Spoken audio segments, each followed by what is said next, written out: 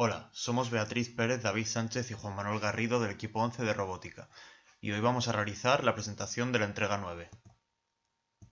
Comenzaremos con la visión general de nuestro proyecto. El motor utilizado es este, de Amazon, que tiene una reductora de 1.45 y un encoder de efecto Hall de 22 pulsos por vueltas en ambos canales. También para el movimiento del motor se ha usado un driver o puente en H, el L298N, el cual le aporta más potencia. A su vez, el software está estructurado en dos niveles. Por un lado Arduino, dividido a su vez en 4 ficheros. El primer fichero es un fichero de cabecera que contiene las variables a usar y los pines a utilizar. El segundo fichero es otro fichero de cabecera de la librería Arduino donde se declara la clase PID, sus métodos y atributos.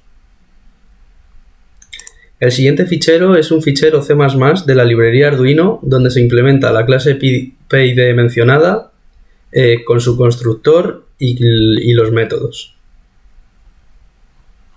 Por último, el último fichero es el fichero principal, donde se encuentra tanto la inicialización como las interrupciones de los sensores de efecto Hall del encoder, el control de posición y velocidad del PID, la linealización y filtrado de la señal y los 5 modos diferentes de funcionamiento. Por otro lado se tiene la interfaz App Designer, que es el modo 0, que apaga el motor, el modo 1, donde se introduce un valor entre -100 y +100 que deberá dar lugar al giro del motor en el rango máximo de velocidades en ambos sentidos. El modo 2, control PID de velocidad introduciendo los valores de acción proporcional, integral y derivativa, por teclado. El modo 3, que es otro control PID de velocidad, pero esta vez con parámetros preestablecidos. Y por último, el modo 4 es el control de posición, en el que deberemos introducir por teclado el ángulo que va a girar el motor. Por otro lado se tiene la interfaz App Designer, que servirá para establecer una comunicación serial Arduino-MATLAB. El objetivo será mostrar a través de esta interfaz gráfica de MATLAB el control de velocidad y posición del motor. Para ello se ha hecho una división en dos pestañas. Por un lado el control PID de velocidad, introduciendo los parámetros, las Ks del PID y pidiendo en este slider la velocidad de referencia. Por otro lado, el control PID de posición, introduciendo igualmente las Ks y el ángulo deseado en este slider. En la pestaña de acciones se iniciará la comunicación serial, se enviarán los parámetros necesarios y con el botón tomar datos se tomarán los datos que se representarán en las siguientes gráficas. En estas gráficas se mostrará la velocidad de nuestro motor en tiempo real, su posición en el tiempo y la señal de control que se le manda en cada instante. A continuación realizaremos la identificación del motor. Esta ha sido posible gracias a la herramienta System Identification de MATLAB, la cual nos ha permitido obtener una función de transferencia que pudiese representar fielmente el paso de la señal por nuestro motor. Aquí se pueden observar los pasos realizados para conseguir tal función y así hemos podido obtener una función de primer orden con un retardo puro, la cual después utilizaremos para obtener nuestro regulador PID. Aquí podemos observar las funciones de transferencia que mejor modelan nuestro motor para cada posible entrada de tensión.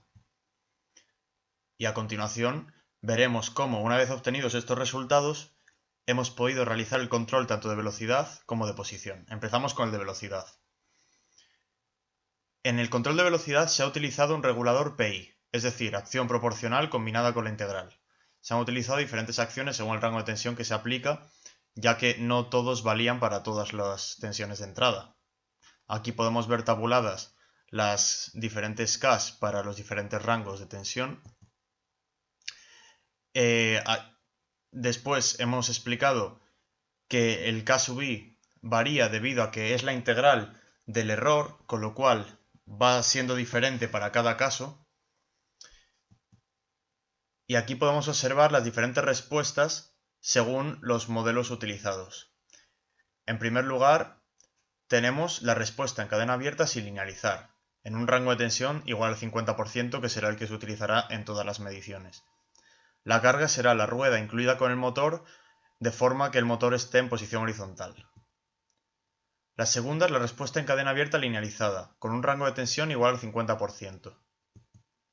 La respuesta en cadena cerrada con rango de tensión igual al 50% una vez más. Bien.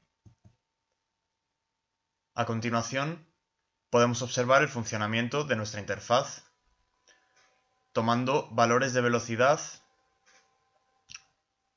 con los valores de las Ks establecidas, ya que estamos utilizando el modo de funcionamiento 3, el cual nos permite para cada rango de tensiones aplicar unas variables diferentes para el regulador PID que ya han sido calculadas gracias a las herramientas proporcionadas por MATLAB. Se puede observar cómo se ajusta de forma muy adecuada a cada una de las señales de referencia. A continuación, explicaremos cómo se realiza el control de la posición.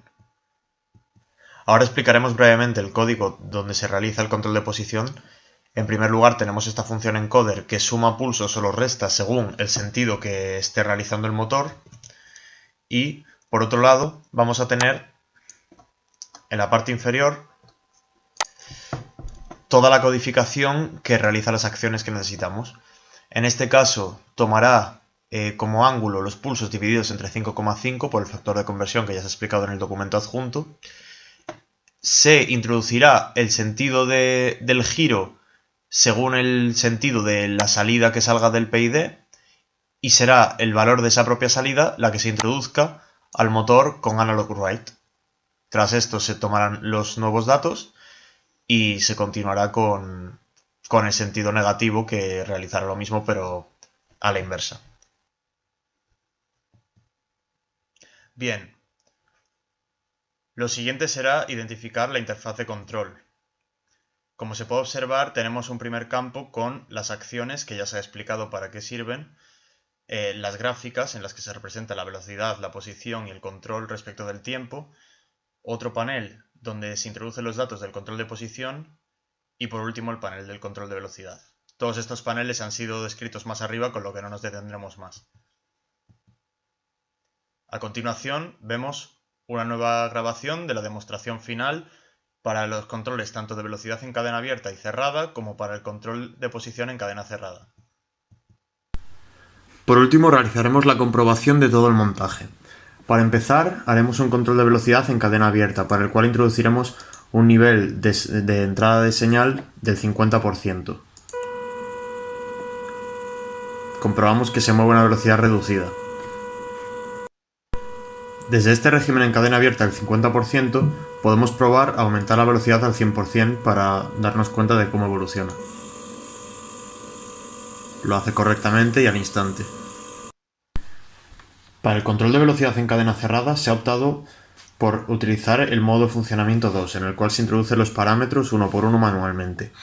Para este caso meteremos igualmente una señal de entrada del 50% y los parámetros a utilizar serán uno proporcional de 1,5 y una acción derivativa de 1.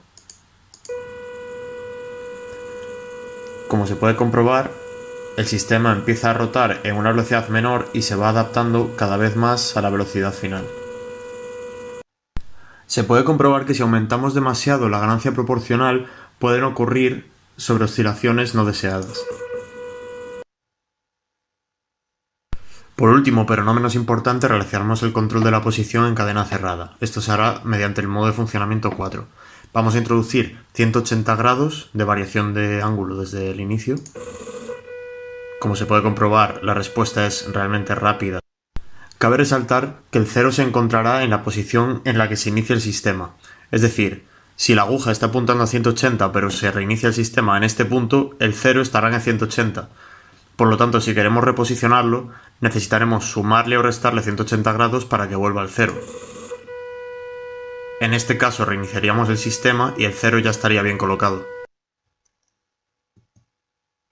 Bien, esta ha sido la presentación, esperamos que les haya gustado. Por último, dejaremos algunas conclusiones sobre el trabajo. Lo que más interesante nos ha parecido es el control de posición, ya que hemos comprobado que podía controlar una cierta variación angular con una precisión muy elevada. Y eso es muy útil de cara a la realización de robots a partir de esta pequeña composición de simplemente el motor, el hardware y el software, que combinados pueden dar lugar a cualquier tipo de robot que se nos ocurra y que queramos diseñar en el futuro. Aparte de esto, el control de velocidad será muy útil de cara sobre todo a motores de robots móviles en los que queramos un desplazamiento más o menos rápido, entregándole cierta potencia.